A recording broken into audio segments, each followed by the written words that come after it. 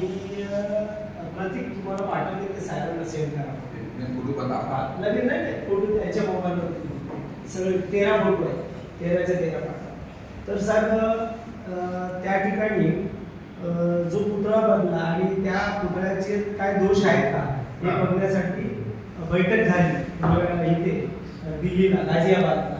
तिथं राम सुतारांची नियुक्ती झाली आणि राम सुतारांनी सगळ्या प्रमुख नेत्यांना बोलवलं.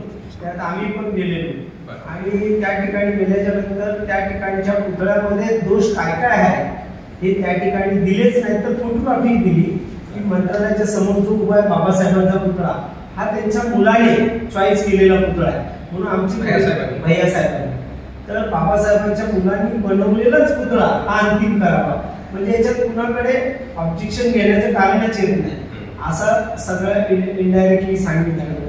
परंतु या कुठल्याच विषयावरती त्यांनी तिथं ग्वाही दिलेली की बाबा लोकांना ते दिलेल्या सूचनेचं पालन केलं जाईल, पण नंतरच्या आता या 23-22 पर्यंत तशा कुठल्याही त्याच्यात फेरबदल झाला नाही. उलट परिपत्रक आले की ज्या म्हणजे ह्या नेत्यांच्या स्वाक्षरीविरुद्ध पुतळा फायनल झाला.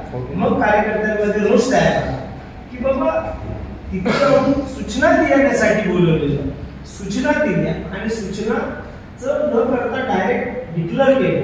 त्यावेळेस तिथं जो पुतळा दिसला त्याच्यामध्ये असं सांगितण्यात आलं की हा अटल बिहारी वाजपेयींचा पुतळा दिसला.